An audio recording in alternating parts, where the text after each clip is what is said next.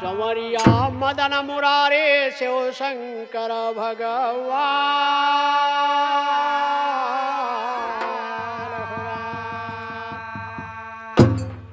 जैमिनी मार कांडे लग जाए, उनसे पूछे शीश झुकाए। अरे कि काहे पंचाली के भैले 5 भता।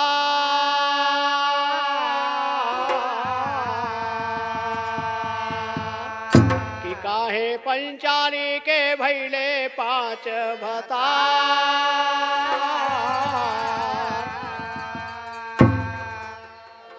तेरी बाई अरे रामा रामा रामा रामा रामा समनवा जाए पूछा उनके। रामा रामा रामा रामा रामा रामा समनवा जाए पूछा उनके। रामा रामा रामा रामा मोर बोले रामा समनवा जाए पूछा उनके। रामा रामा रामा रामा यार बोले रामा समनवा जाए पूछा उनके। हाँ सारा भेद बताई है माना मोर कहनवा समनवा जाय पूछा उनके।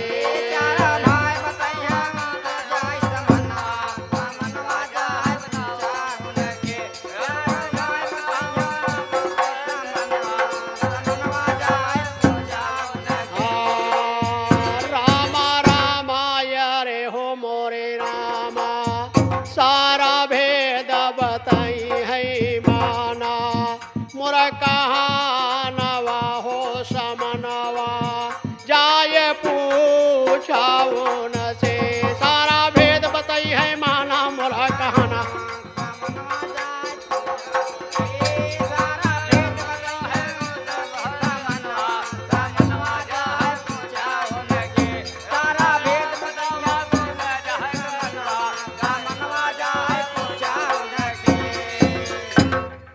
सारा भेद बताए द मुनिवर जैमिनी कहाए पुकारी जी।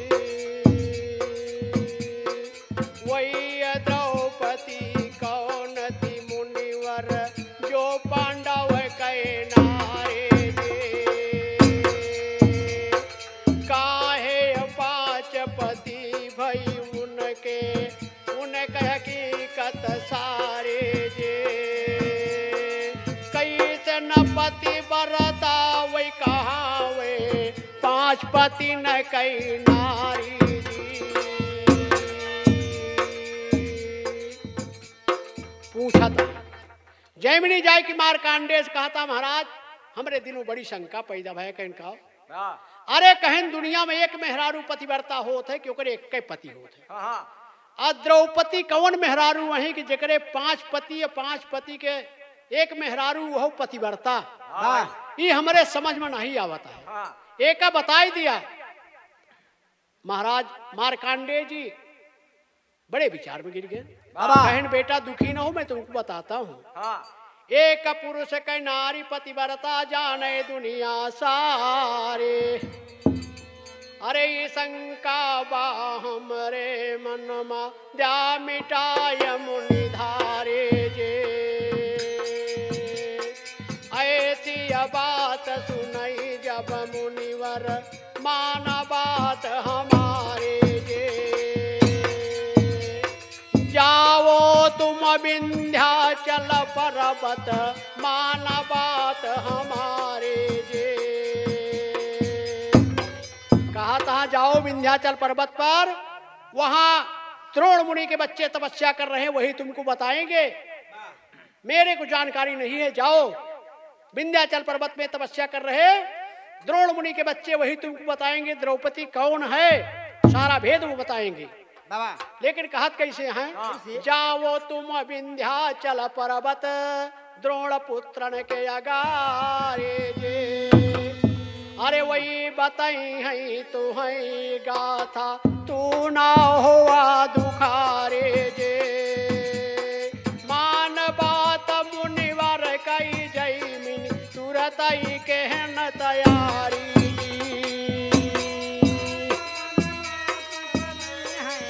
तुरत कहन तैयारी।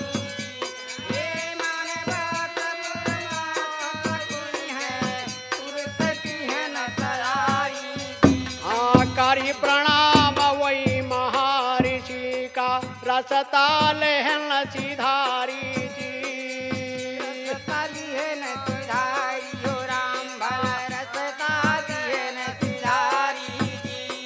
जंगल झाड़ी से वही चलते पहुँच विंध्याचल खाड़ी। पहुँच विंध्याचल खाड़ी हो राम भला पहुँच विंध्याचल खाड़ी। हाँ पहुँच गए वही उस कंद्रा लग जहाँ रहाई वही हजारी।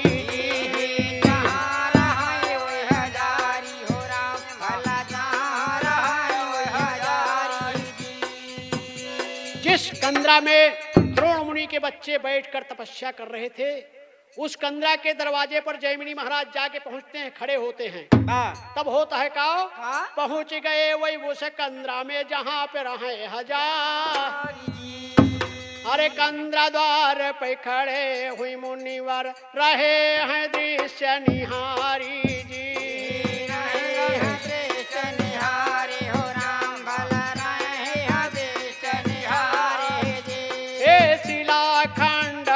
पंछी बैठे सुंदर चलाई बयारी जी। सुंदर चलय बयारी हो राम भला सुंदर चलय बयारी जी।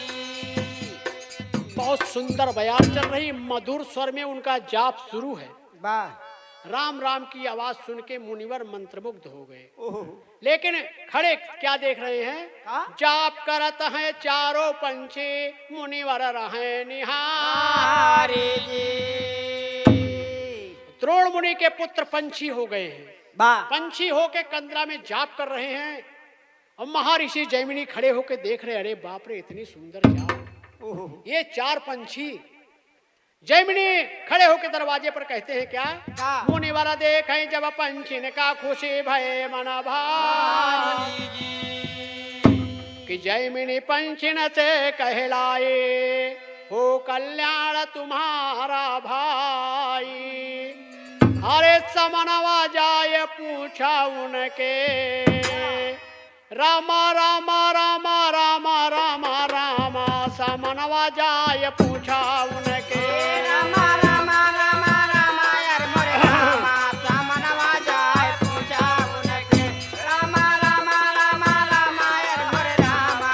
समनवा जाए पूछा उनके। जैमिनी कहने लागे पंछिन के समनवा समनवा जाए पूछा उनके।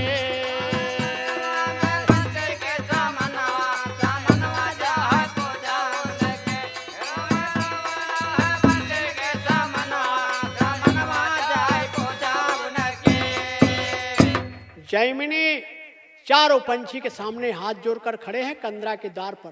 कहते हैं भाइयों, अरे मैं आप लोगों का दर्शन करने आया हूँ, आप लोग मुझे दर्शन देना। लेकिन बताते हैं क्या भैया हो? तर्जबा गाना कहे, अरे भौजी लरिकन कई लगा वाजनी बाजारियाना।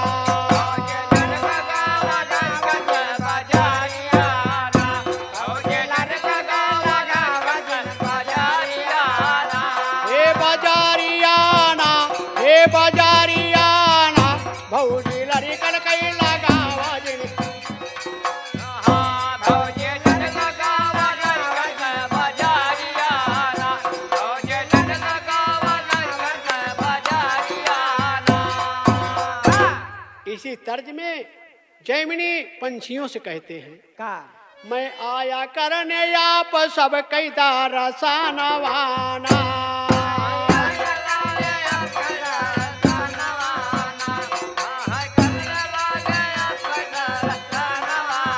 हे दारसानवाना दारसानवाना आया करने आप सब कई दारसानवाना।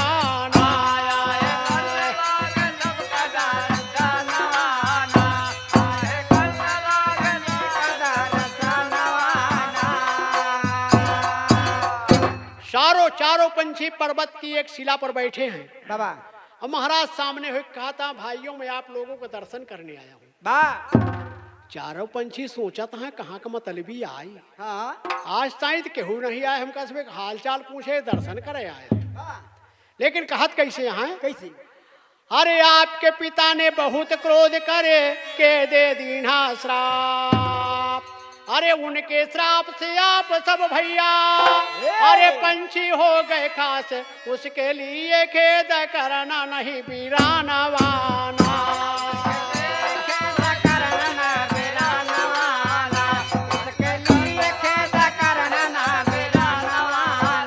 हे वीरानवाना, हे वीरानवाना, उसके लिए दुख करना मत वीरानवाना।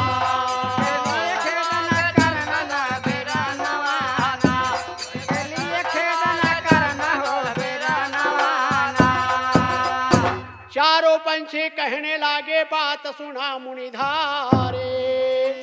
कहता है बड़ा दयालु दिखाता है, आज ताई केहू हालो चाल पूछे नहीं है तो हमारा दर्शन करे आए। कहन सीधे सीधे बोला तो होगा चाहिए का हमसे, लेकिन कहत कैसे हैं चारों पंछी कहने लागे बात सुना मुनिधारे। अरे कौड़े कारण यहाँ पे आया, अरे बतलावा यही ठार कावन काम बाट बोला तू बचानवाना। कावन काम बाट बोला तो बचानवाना, कावन काम बाट बोला तो बचानवाना। हे बचानवाना, हे बचानवाना, कावन काम बाट बोला तो बचानवाना।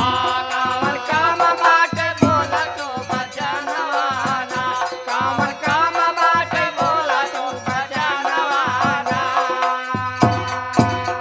आने का कारण जल्द बतावा विनती सुना हमारी।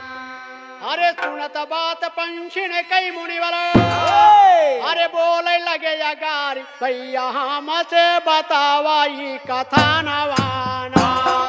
हमसे बतावा ये कथा नवाना, भैया हमसे बतावा ये कथा नवाना। ये कथा नवाना, ओ कथा नवाना, भैया हमसे बतावा ये कथा नवाना, भैया हमसे बतावा ये कथा नवाना। कहता है सीधे मुद्दा पे आवत ही। हाँ। आप हमका बताए थे काहे पांच पांडव भैले पंचाली के भतार। कहता है सीधे पूछत ही ये पांच पांडव द्रौपदी के पति काहे के भयन है, हाँ। यह हमका भेद बतावा। काहे पांच पांडव भैले पंचाली के भतार, अरे सारा भेद बतावा हमसे। अरे माना बात हमार भैया तू बतावा ई है सब कथा नवाना। भैया तू बतावा ई है सब कथा नवाना, भैया तू बतावा ई है सब कथा नवाना। कहता हमारे दिल में शंका है, ये शंका हमारे दूर कर दिया। दुनिया में सबके इक्के मन सेधु, इनके पांच पांच मन सेधु, एक से एक योद्धा। और का और वो पांच पति भय के बाद ये पतिव्रता कहलावत ही। दुनिया में एक मेहरारू जल्दी पतिव्रता नहीं कहलाओ जेकरे इक्के मन सेधु होता। हाँ। ये पांच पति रहे के बाद पतिव्रता काहे से कहावती महाराज ये हमसे बताए दे। अब चार पंछी बोल रहे हैं, चारों पंछी कहने लागे बात सुना मुनिधारी। अरे ज्ञान जवन जरूर बतौबे, अरे ध्यान दिया यही बार काहे पंचाली के भैले पांच जानवाना। पंचाली के भैले पांच जानवाना, काहे पंचाली के भैले पांच जानवाना। हे सजानवाना, एक जानवाना, काहे पंचाली के भैले पांच जानवाना, काहे पंचाली के भैले पांच जानवाना। कहा तहाँ जरूर बतौबे, लेकिन बतावत का वहां का एक दिन इंद्र ने वजह के विश्वरूप का वध कीन्हा। कहा था इंद्र महाराज एक दिन जाके अपने गुरु विश्वरूप का वध कर दिए, हाँ। तब उनके शरीर से पाप निकला है। वाह। एक दिन इंद्र देव ने जाके विश्वरूप का वध कीना, पाए खबरिया तुष्टा प्रजापति। अरे क्रोध बहुत है कीना कहाँ यार सिंह यादव सुनीला बयानवाना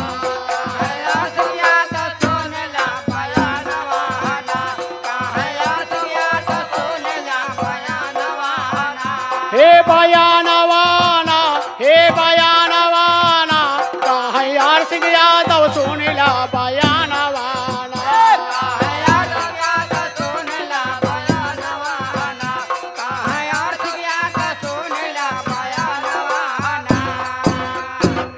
भैया कहा था कि जाए के इंद्र अपने गुरु विश्वरूप को मार जाए। अब आगे बतावत है। अब लेकिन बड़े गाना कलई नहीं है। पुराने समय में देखा तो हुए हमारे तोहरे लड़कैया में आधी जवानी ताए एगहन में मियाना देखा जौनी में देखा लाल ओढ़ना ओढ़े मियाना जात रहा महाराज लेके जात रहा लेकिन अपने गाना तर्ज है कैसे अरे आवत होई है महाराज अरे गावत होई है कहरा अरे महारा माता होई है ना हे महारा माता होई है ना माधु सलवा के दुकनिया महारा माता होई है ना माधो सलवा के दुकनिया महारा माता होई है ना माधो सलवा के दुकनिया महारा माता होई है ना महारा माता होई है ना माधु सलवा के दुकनिया महारा माता होई है ना माधो सलवा के दुकनिया महारा माता होई है ना माधो सलवा के दुकनिया महारा माता होई है ना। इसी धुन में गाना बाय अरे प्रजापति के सुते का कहले अष्टा प्रजापति अरे प्रजापति के सुत का कहले अरे इंद्र जी बधनवा तेज विहीन भैलेना हे तेज विहीन भैलेना पाप निकला बाबा धनवा तेज विहीन भैलेना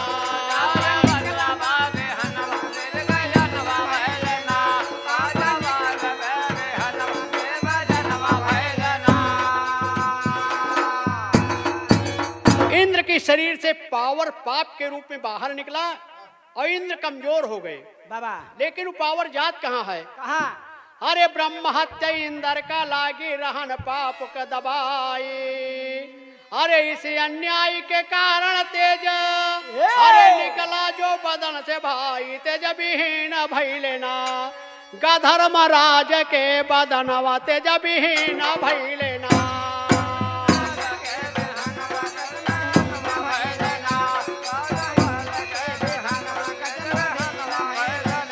धर्मराज के बदनवा तेज विहीन भैलेना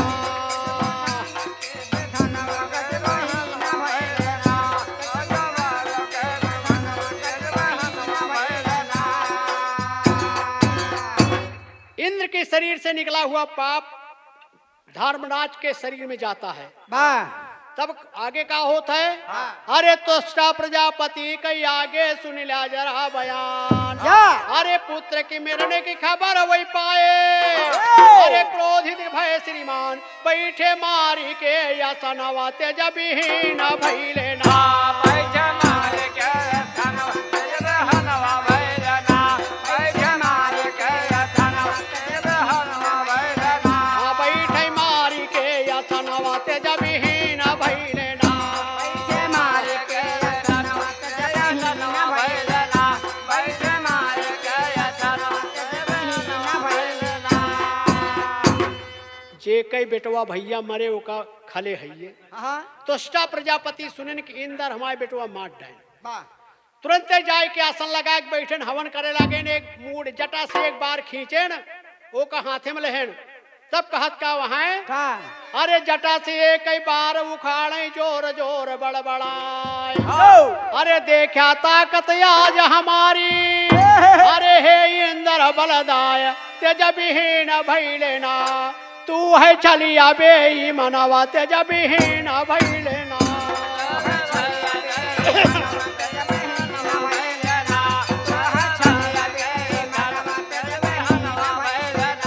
तू है चलिया बे मनवा तेज विहीन भैलेना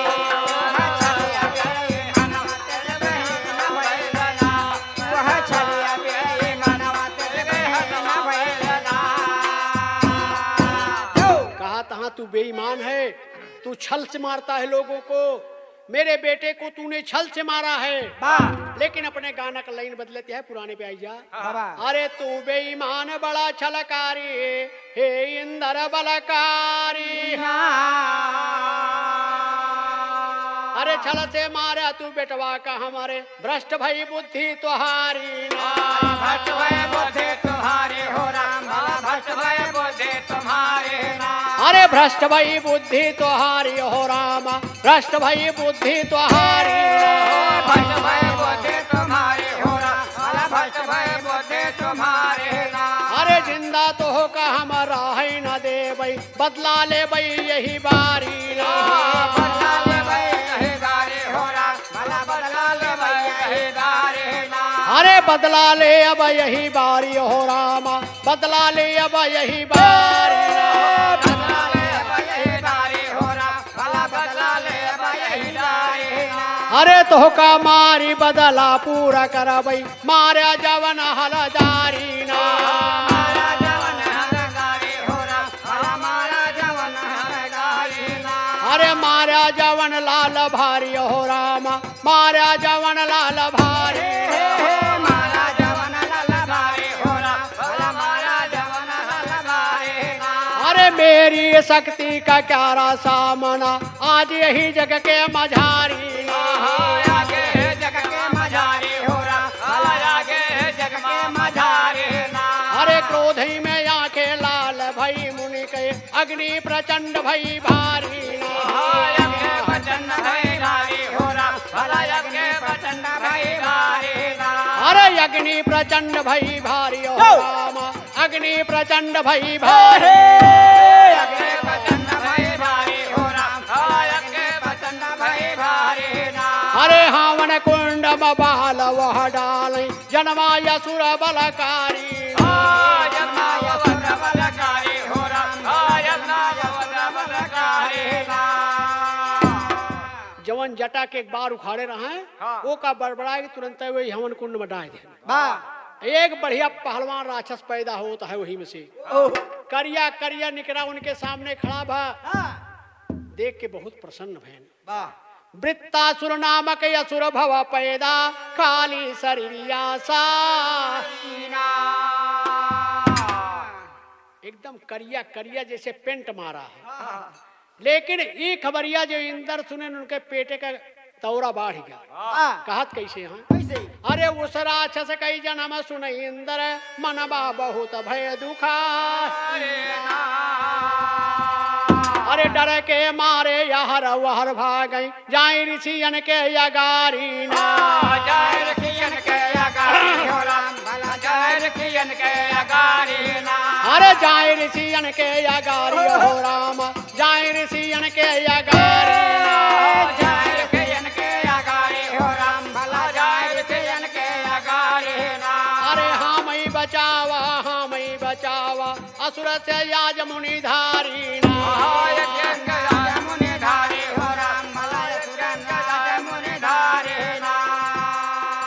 हाय हाय करके पड़े वही चरण मा, मुनियन से कहाँ पुकार।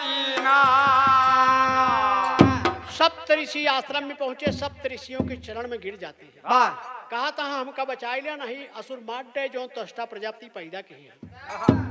हर समाज में भैया चौधरी हो थे। अब तो चौधरी का जमाना चला गया, बड़े बड़े पहलवान आई गए हैं। और सबसे बड़ा चौधरी है थाना हो गया है। हिया चला हुआ, सब कुछ दे दिया, लई दे दिया तो है सब माफ। छुट्टी है। लेकिन जब सप्त ऋषि सुने सारी हकीकत, कहन भाई गलती तो क्या तू तो का मारे का नहीं रहा वही लड़का का। कहन का बताई गलती हुई गई, आपकी माफ करा दिया, आगे अब रेसना हुई।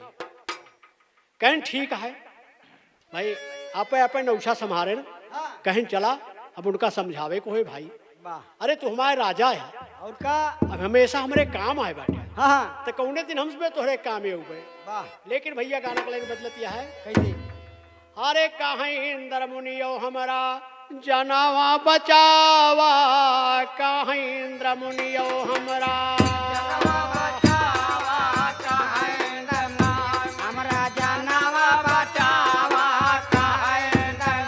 हमारा जनवा बचावा, हमारा जना वही बचावा कहाँ इंद्र ए मुनि हमारा जनवै बचावा कहाँ इंदर मुनि हमारा जनवै बचावा कहाँ इंदर मुनि अरे तुष्ट प्रजापति देहन असुर कई जनामवा वाह अरे वही लेने आवत बाटई हमारा ऊपरा अरे हमारा परनवा आज वही से बचावा कहाँ इंद्र मुनि हमारा जना वही बचावा कहाँ इंद्र मुनि हमारा जनवै बचावा कहाँ इंदर मुनि हमारा जनवै बचावा कहाँ इंदर मुनि जना वही बचावा हो जना वही बचावा कहाँ इंद्र मुनि हमारा जना वही बचावा कहाँ इंद्र मुनि हमारा जनवै बचावा कहाँ इंदर मुनि हमारा जनवै बचावा कहाँ इंदर मुनि हमारा अरे मुनि का सुत का मारे हमसे गलती हो गई भारे अरे माफ करा खाता सुना बिनती हमारी अरे वही असुर से समझौता करवावा कहाँ इंद्र मुनि हमारा जना वही बचावा कहाँ इंद्र मुनि हमारा जनवै बचावा कहाँ इंदर मुनि हमारा जनवै बचावा कहाँ इंदर मुनि जना वही बचावा कहाँ इंद्र मुनि हमारा जना वही बचावा कहाँ इंदर मुनि हमारा जनवै बचावा कहाँ इंदर मुनि हमारा कहा तहाँ सब केहू जल्दी जा हाँ नहीं तू अगर राक्षस आई है तो हम कहीं पठाई दी ऊपर हाँ कहन जल्दी कहन हाँ अरे कहन गुस्सा हुई है हाँ। अरे कहन भाई सात सात जने है समाज के मुखिया है जाओ उनका कौनो तरह रोका हाँ कि ओका एक बार समझौता हमसे करवा दिए मारे जीन वाह लेकिन कहत कैसे हैं अरे सब केहू जा प्रजापति के समनवा अरे उन्हें समझावा तू सब माना मोर कहानवा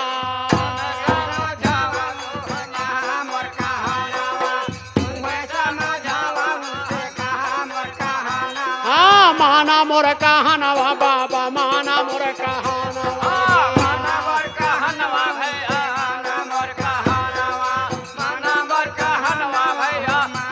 ए तोहरे सबके काम हम मुनि नितयावा कहाँ इंद्र मुनि सम झौता करवावा कहाँ मुनि इंद्र सम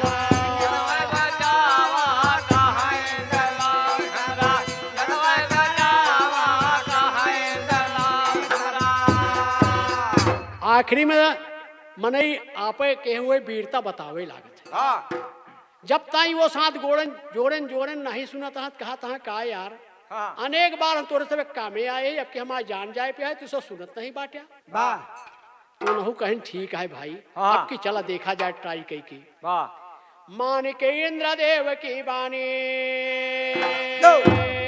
मुनि यही चले हैं मन हरसाने अरे कि रामा रामा रामा रामा रामा सा मनवा जाय पूछा उनके रामा रामा रामा रामा समनवा जाय पूछा उनके रामा रामा रामा रामा मोर रामा समनवा जाय पूछा उनके ए जाय के पहुँचे वो नहीं मुनिवर के सामनवा जाय पूछा उनके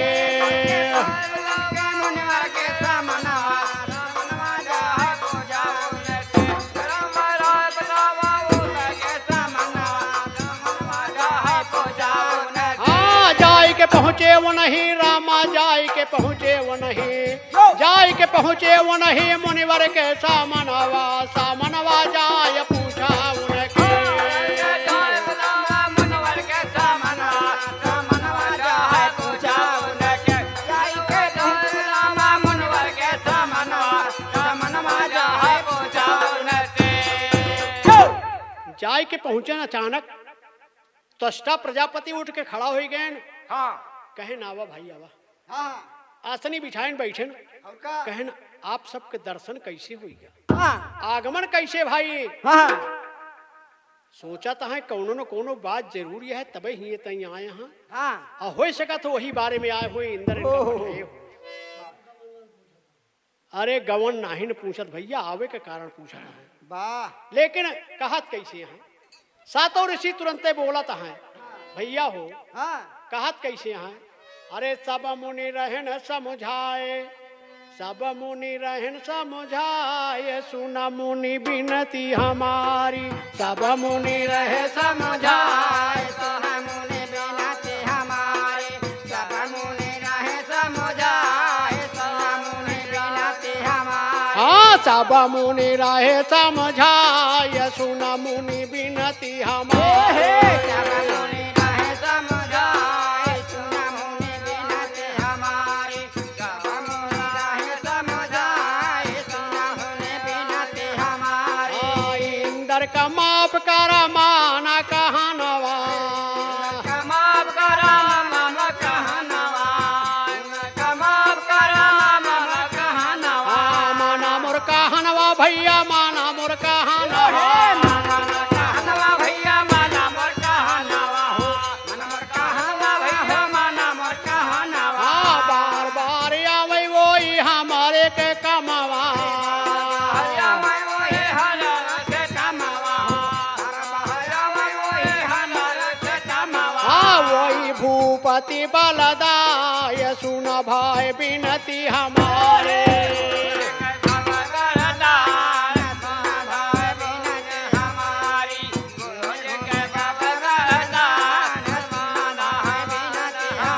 हाँ, वही भूपति बलदाय, सुन भाई बिनती हमारे।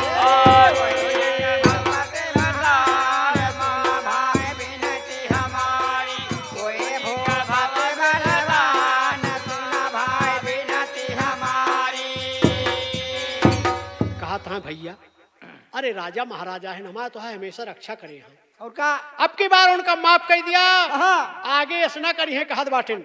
हाँ तो अस्टा कहे न हमको छोड़ो तो इस करिए कि अब उनका हम छोड़बे न करबे, दोबारा गलती करे को उनका मौका न देवे हम। लेकिन कहे नहीं एक बार, अरे थोड़ा ठंडे दिमाग से सोचा, हाँ राजा हैं उनके बिना हम तू कैसे रहे खोए। सब रीतिये जिद कैले के तो का माने के पड़े। लेकिन कहत कैसे हैं, अरे गलती वही मानद बाटन पढ़ी के चरनवा। मानद बाटा पाड़ी के चरनवा हो, गलके मानद बाटा पाड़ी के चरनवा। हाँ, पढ़ी के चरनवा भैया, पढ़ी के चरनवा। चरनवा हो पाड़ी के चरनवा। हाँ, यही बार, चरनवा भैया पाड़ी के चरनवा। हाँ, यही बार माफ करा सुनीला बीरानवा। माफ कर सुनेला बेरनवा, ई बार माफ कर सुनेला बेरनवा। हाँ, अब गलती होने का ना, ये सुना भाई बिनती हमारे।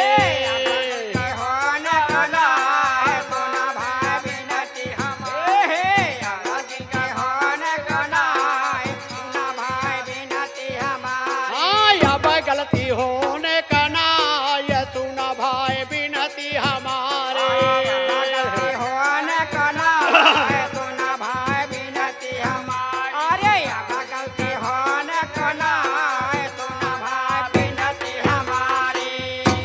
समझाए पे मान गए, कहें ठीक है सब केहू कहा तहा तो हम तैयार रही, लेकिन कैसे न होए। अरे कहे न तोरे जो पहलवानवा पैदा किया होका बुलावा और समझौता करवाए दिन जाए। अब की बार दोस्ती हो जाए, आगे कोनो मौका न देवे इनका। अब ये दोबारा गलती न करी है कहत बाटे। लेकिन कहा तो है, अरे माने न प्रजापति मुनि कई कहानवा। प्रजापति मुनि के कहानवा हो, माने प्रजापति मुनि के कहानवा। हाँ, मुनि कई कहानवा हो, साधु न कई कहानवा। कहानवा हो मुनि के कहानवा, मुनि के कहानवा हो मुनि के कहानवा। हाँ, इंद्रिया और वृत्तासुर का किए हैं मिलानवा। इंद्रिया और वृत्तासुर का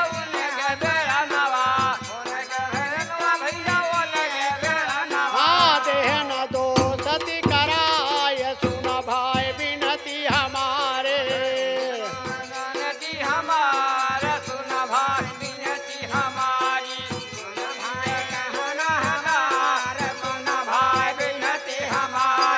कहन दो सती कराय सुन भाई बिनती हमारे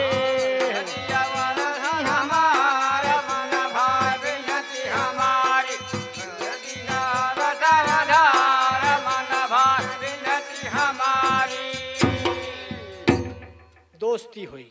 हाँ अब आगे कौन तर जावत है? कौन?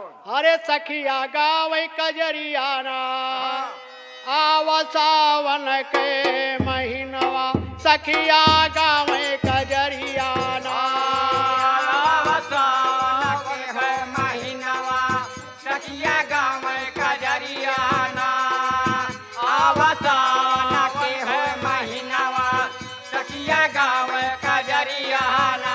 ए सखिया गावे कजरियाना सखिया गावे कजरियाना आवा सावन सावन के है महीनवा सखिया गाँव कजरियाना सावन के महीनवा सखिया गाँव कजरियाना। ये तो गाने की लाइन रही लेकिन गाना भाई अरे इंदर करे गुण नवाना दोस्ती हुई गए। हाँ। बड़ा प्रसन्न भैन कहीं चला एक बार तो जान बच गए। इंदर करे गुण नवाना भई दोस्ती खुश भय मनवा इंदर करे गुण नवाना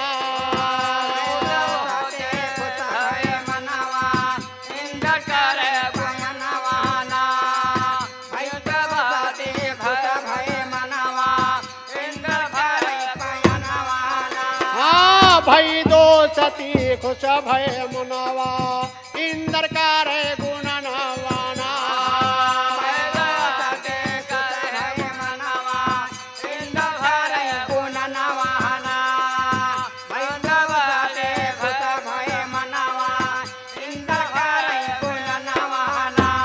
इंदर सोचई अपने मन मा इंदर सोचई अपने अपने मन मा हो अपने मन मा अपने मनमा हो अपने मनमा अपने मनमा हो अपने मनमा। सोचा तहा कि ससुर राक्षस कम कौने दिन मारब वाह जब तक एक मारब न हमरे चैन न पड़े। और का अरे कैसन करी बधनवाना इंदर सोचई अपने मनमा कैसन कारी बधनवाना अपना मनवा कैसे करे बधनवाना अपना मनवा कैसे करे बधनवाना। इंदर सोचई अपने मनमा कैसन कारी बधनवाना अपना मनवा कैसे करे बधनवाना अपने मनवा कैसे करे बधनवाना। अरे देख के अवसर तोड़ के सरते देख के अवसर तोड़ के सरते देख के अवसर तोड़ के अपने रोज के अवसर तोड़ के अपने अरे वृत्तासुर के है न बधनवाना भई दोस्ती खुश भय मनवा इंदर करे गुण नवाना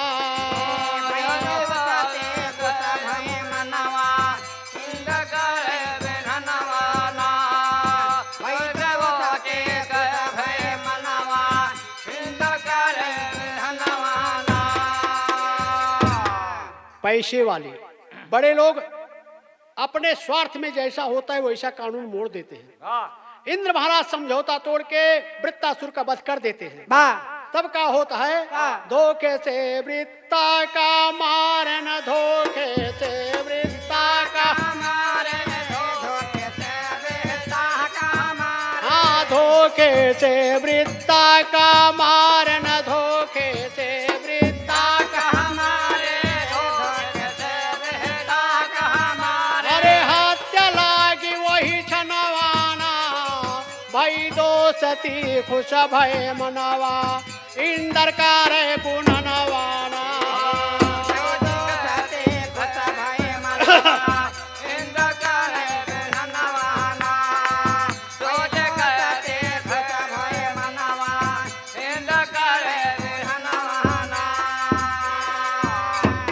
दोस्ती और दोस्ती में दगाबाजी। दगाबाजी के बाद जो उनके देही से पाप निकलता है वो कहाँ जाता है? अरे तेज निकला जो बदन से उनके, तेज निकला जो बदन से उनके, तेज निकल जब बदन से उनके, हाँ बदन से उनके, बदन से उनके, बदन से उनके, बदन से उनके। अरे गया है वायु के तनवाना, भई दो सती खुश भय मनवा, इंद्र करे गुण नवाना।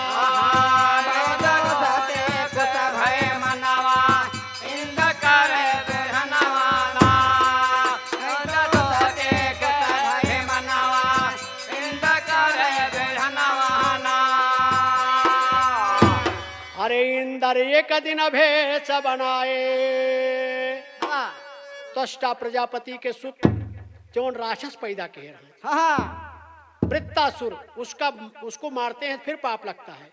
फिर वो पाप जो तेज शरीर से निकलता है, तेज उसमें का, वो जाके वायुदेव में प्रवेश करता है। लेकिन अगला पाप कब होता है भैया? भैया हो, अरे इंद्र एक दिन भेष बनाए, अरे लूटन धर्म यही ल्या कहे जाए। अरे रामा रामा रामा रामा रामा समनवा जाय पूछा उनके, रामा रामा रामा रामा रामा समनवा जाय पूछा उनके, रामा रामा रामा रामा रामा समनवा जाय पूछा उनके। हाँ धर्म गायन तेज निकला बाबा दनवा, समनवा जाय पूछा उनके। धर्म गायन तेज निकला जवन बदनवा, समनवा जाय पूछा उनके।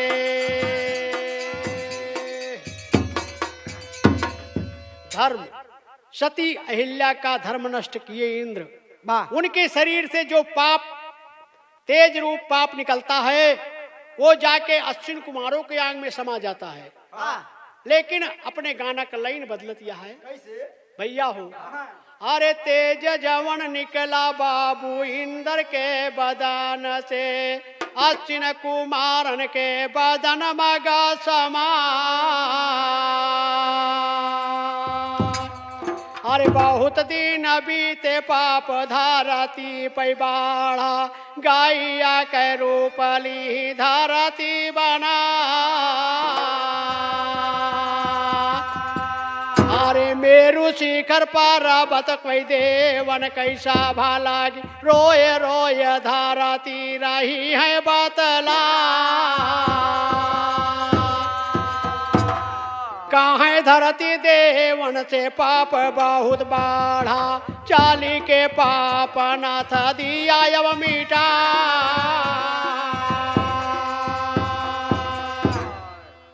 धरती पर पाप इतना बढ़ गया, धरती गाय का रूप बना के देव की सभा में मेरू पर्वत पर जाती है, वहां रो रो कर कहती है प्रभु मुझे बचाइए, नहीं तो मैं लेके धंस जाऊंगी दुनिया को।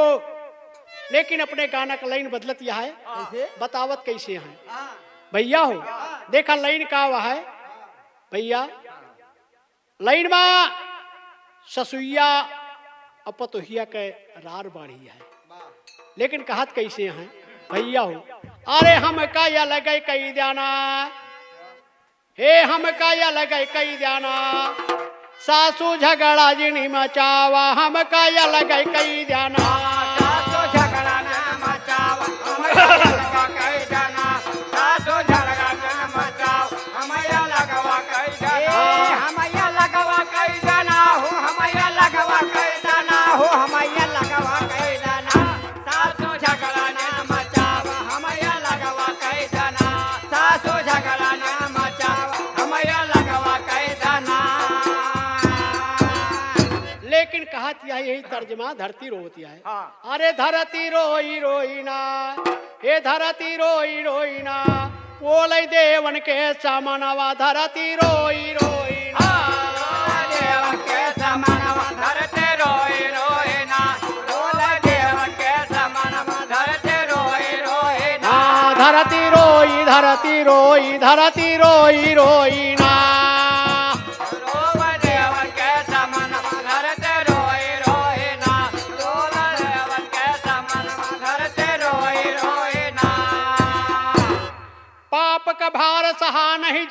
भाई माना बात हमारी। अरे जिन असुरन का तू सब मारी के, अरे स्वर्ग से देहानिकारी, वो नहीं ले ले हैं जन्म धरती रोई रोई।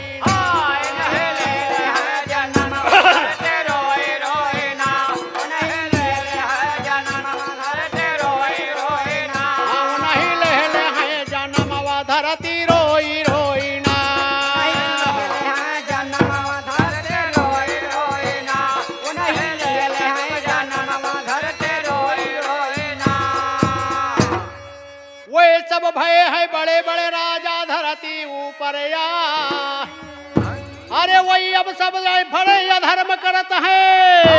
अरे सुन लिया ध्यान लगाई, चली के उन कई करा बधनवा धरती रोई रोई। चल के उनके करा बधनवा धरती रोई रोई ना, चल के उनके करा बधनवा धरती रोई रोई ना, धरती रोई रोई ना, हो धरती रोई रोई ना, चल के उनके करा बधनवा धरती रोई रोई ना, चल के उनके करा बधनवा धरती रोई रोई ना।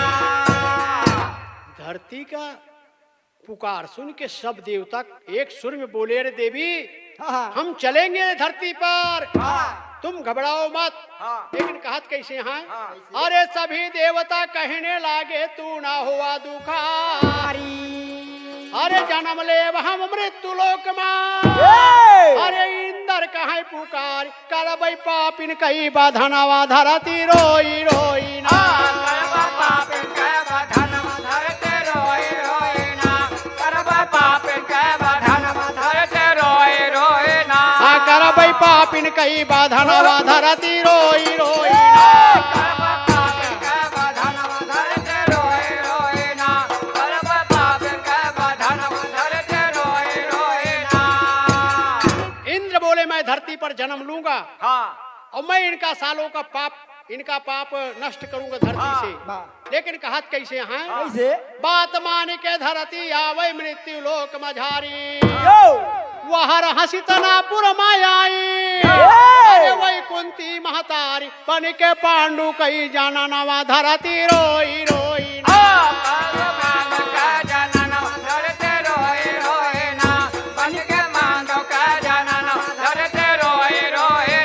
बन के पांडु कई जनमवा धरती रोई रोई ना।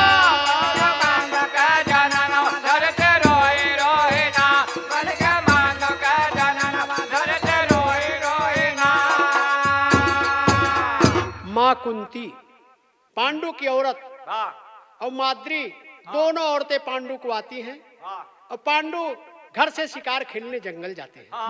तब होता है का वन मां पांडु श्राप है पाए कुंती भई दुखारी। अरे मुनि दुर्वासा के मंत्र माला, अरे वो नहीं लिही पुकार संहार, करती देवन का धियनवा धरती रोई रोई ना।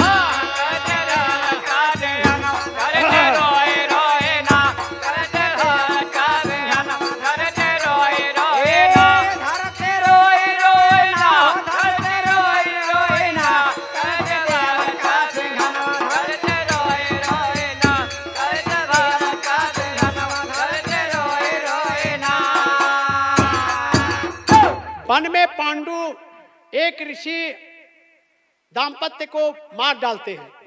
ऋषि श्राप देता है, जाओ जिस प्रकार से तुझे मुझे इस अवस्था में मारा है, तू जब इस अवस्था में जाएगा तू अपने आप मर जाएगा। भैया मरे का डर सबका हो। वहां से आने के बाद पांडु जी कई दिनों तक हर हर रहे। कुंती को विचार पड़ गया, क्या हो गया इनको, हमसे बोलना चालना क्यों बंद कर दिए। पूछ पड़ी तो उससे बताते क्या करूं मैं, अगर मैं तुम्हारे पास आऊंगा तुम्हारे साथ में सोऊंगा तो मेरी मौत है।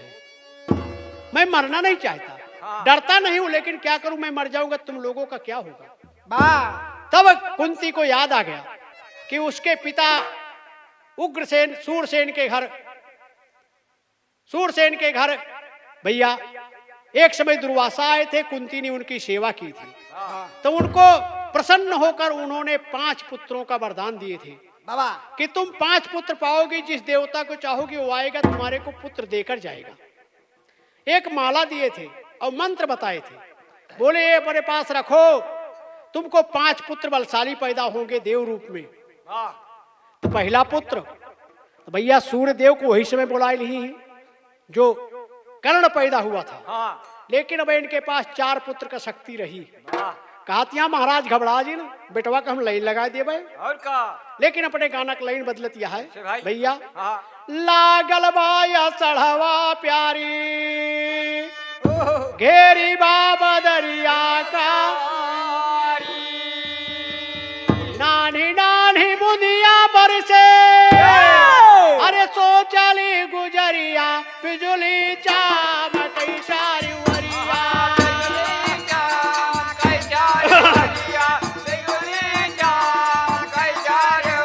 हाँ बिजुली चामकई चारी वरिया।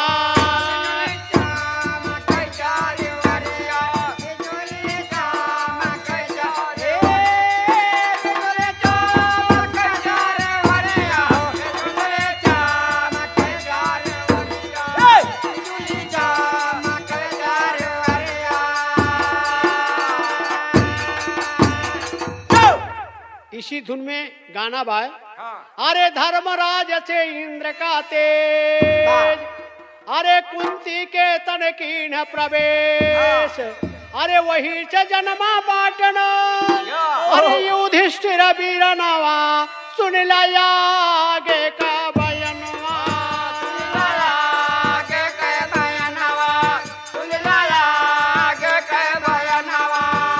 लाया गे का बयनवा।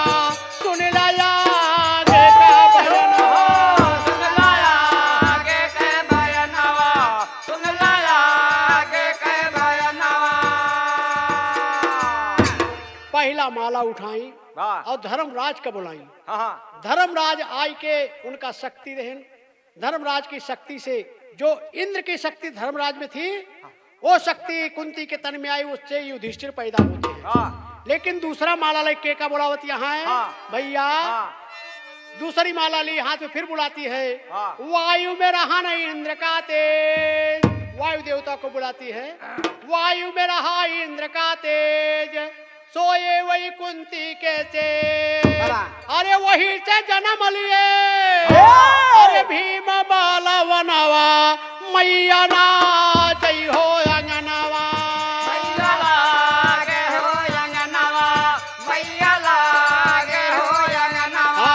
मैया नाच हो अंगनवा, मैया नाच हो अंगनवा।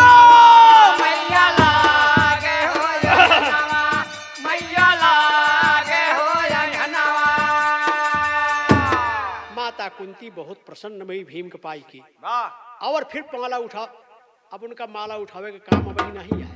अब क्या करती हैं, तीसरी माला उठावत यहाँ इंद्र के नाम के, इंद्र देवता को बुलाई, इंद्रायण उन्हों शक्ति रहन तो अर्जुन महाराज का जन्म होता है।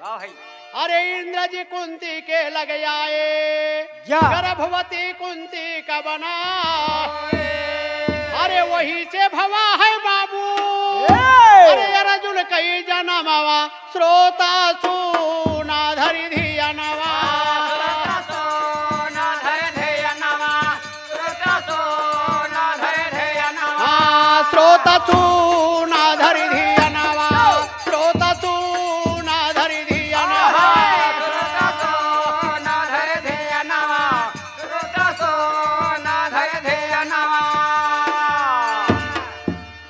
अब कुंती के 3 बेटवा हुई गए। कुंती सोचत यहाँ इनहु हमारे थथवा है काठी नहु कह दी हुआ नहीं, अपन माला मंत्र दे दी कहीं जा, जो ने देव तो का पसंद हो वही देव को बुला लिया, तोहरे कदेला पैदा हुई। लेकिन अब माद्री रानी माद्री पांडु के दूसरी औरत माला मंत्र लेके जाती है, नहाती है, उसके बाद आवाहन के का करती है भैया हो। रानी माद्री के जन्मे आश्विन कुमारण से 2 कुमार, आश्विन कुमारों को बुलाती है, उनसे 2 बच्चे पैदा होते हैं। आश्विन कुमारों से 2 कुमार, नकुल सहदेव कहे संसार।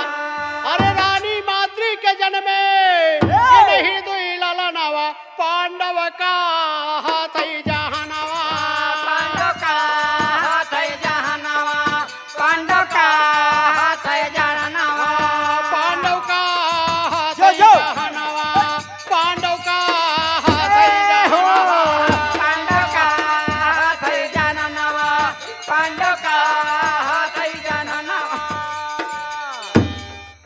भैया हाँ, पांचव इंद्र के रे अवतारी, बाबा अरे सची यही इंद्र कई ना, अरे जाई वही जन्म लहली, अरे द्रौपदी के भवनवा द्रौपदी पाड़ा उन कई नमावा।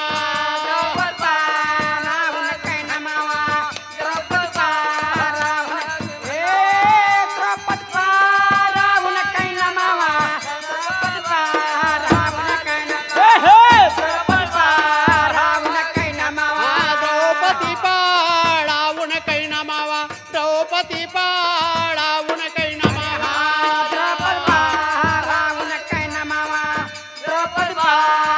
उन कई नमावा। द्रौपदी पांच पांडव, पांचों पांडव इंद्र के अंश से पैदा हुए। इंद्र के अंश से पैदा होने के कारण इंद्र अकेला था, लेकिन द्वापर में इंद्र ने इंद्र के तेज से 5 पुरुष पैदा हुए जो इंद्र थे, इंद्र के ही रूप थे। इसलिए इंद्र की पत्नी सची को द्रौपदी के रूप में धरती पर आना पड़ा, और वही द्रौपदी आके पांडव की पत्नी बनती है। जो देवलोक में सची इंद्र की औरत थी, वही आके द्वापर में पांडव की औरत द्रौपदी के रूप में बनती है। लेकिन बतावत कैसे यहाँ, इंद्र भय है 5 पांडव सची द्रौपदी नारी, अरे यही से द्रौपदी के 5 पति भय, अरे सुनिला कान के पारी, समनवा जाय पूछा उनके, रामा रामा रामा रामा रामा रामा, समनवा जाय पूछा उनके।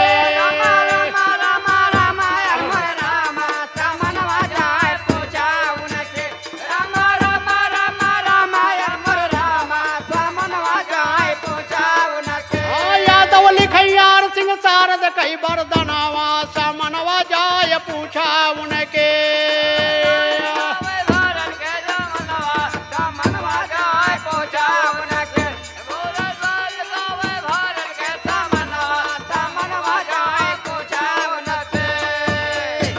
सरस्वती माई सेवक जो है तोरी डगरिया, आई माई करी ध्यान वरिया हमारी पा,